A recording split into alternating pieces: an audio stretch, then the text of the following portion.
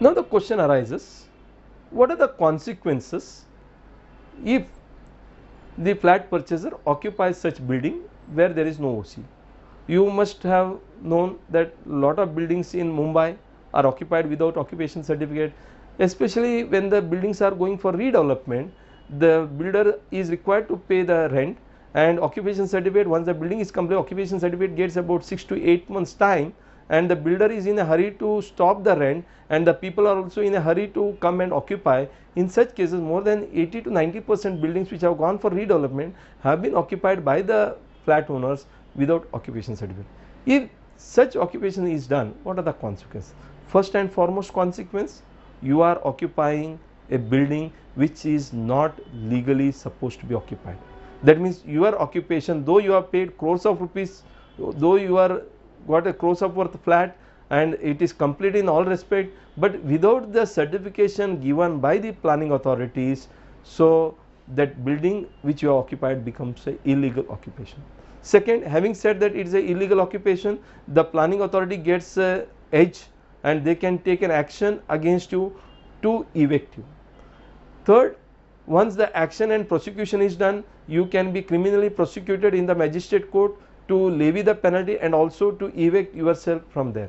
And fourth and most important, since you have occupied the building illegally, you can be forcefully evicted, and if the building is constructed violating certain norms of IODs and beyond the required permission of FSI norms, the building also can be demolished.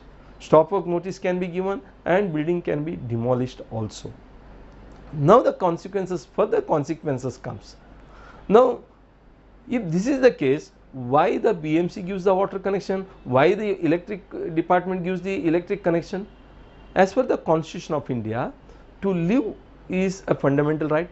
Having received the the position from the builder, and lot of people want to occupy on humanitarian ground, the water connections are given by the BMC.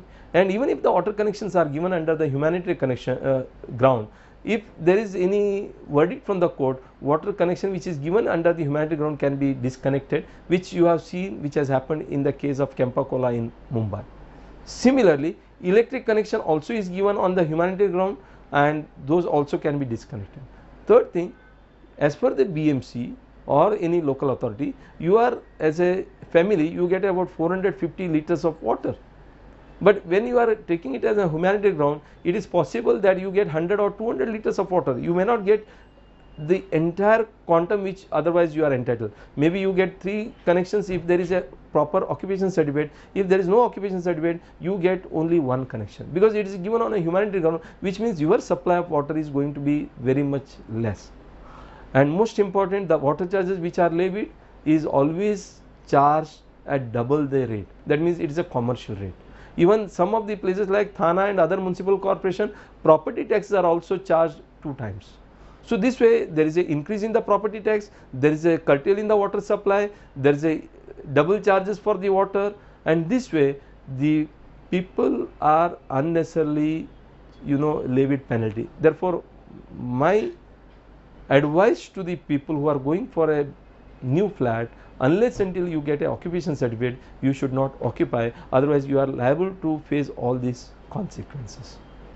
Now many times the members ask us, give us some of the concrete cases where the people have been charged extra charges, penalties, or actions have been initiated.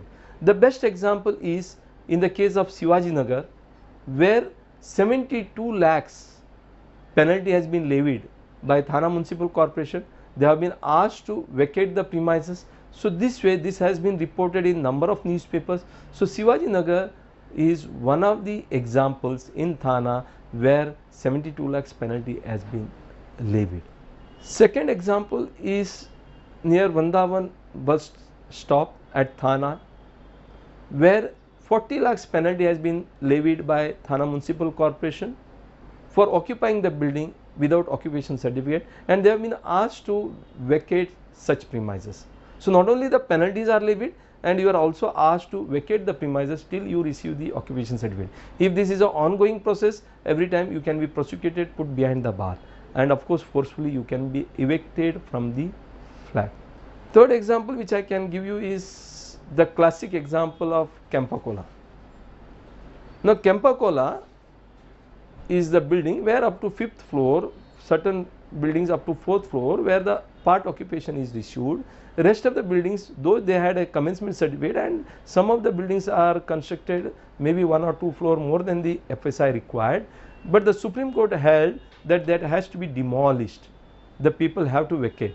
Of course, now on the humanitarian ground that may be going for regularization, but at the end of the day, because there was no occupation certificate, even the Supreme Court has held in the case of Campa-Cola at Worli, at Mumbai, that were asked to vacate and demolish the building, and the process of demolition, everything had started. Anyhow, because of the media hype and because of the humanitarian ground, the Supreme Court has given the permission to the BMC to regularize this structure, and that is how the regularization is still in the process. But otherwise, today, as on today, the Campa-Cola, which is beyond occupation certificate, is treated by the Supreme Court and the High Court as illegal, and therefore that was due for demolition.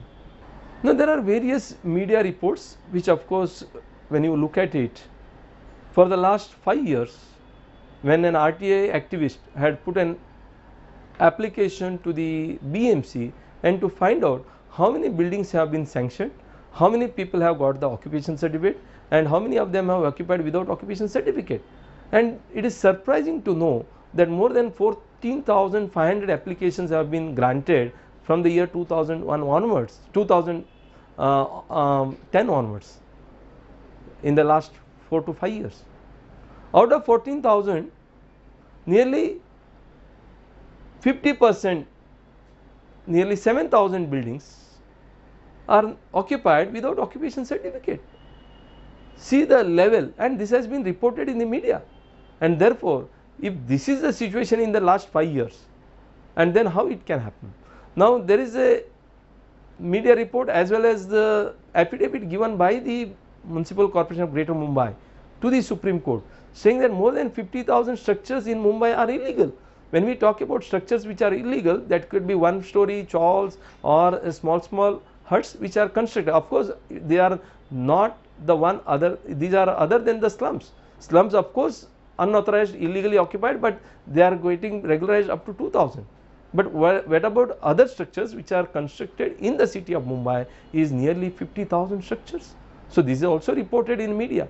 So considering the practical aspect, what I suggest is that the action can be initiated any time, and therefore one has to occupy the building which has been legally issued OC, and other buildings which are not having a legal occupation certificate should go to the municipal corporation, find out the details and find out why the occupation certificates are not issued, and then insist for coming out with the amnesty scheme. In the year 2004 to 2005, and then it was extended up to 2006, the occupation certificate amnesty scheme was announced, and very sorry to say that even at that time, as per the government data, nearly 3,000 buildings up to 1991 was occupied without OC, and it was announced for those 3,000 buildings. You will be surprised to know that only 30 to 40 buildings took the occupation certificate. The rest of the 2,960 buildings, as per the government record, have not obtained the occupation certificate. I am surprised to know when such schemes are announced, they are not taken the benefit. The only blame which we give is to the developer, and then it is the duty of the developer, agreed, and if the 10% penalty has to be paid, and if the regularized structure can be regularized, why not pay 10% and regularize our crores of rupees worth property? But the members who are staying in a housing society, they say that it is the responsibility of the developer, and if the developer has not issued, and why we should pay 10% penalty also and get it regularized. My suggestion, no doubt it is the builder responsibility, you get it regularized, then go against the builder in the consumer court and recover all the amount that you have spent, including the penalty, from such builder by auctioning their personal properties and attaching their personal property. This is possible, but because it is somebody else's responsibility, that is builder responsibility, and you are occupying, you are also equally responsible. So my advice to you is, if such amnesty schemes are announced, which we are very much for it, and the government is also planning, we have been representing the government to come out with this amnesty scheme, and once it is announced, please do take the benefit of such scheme. Thank you.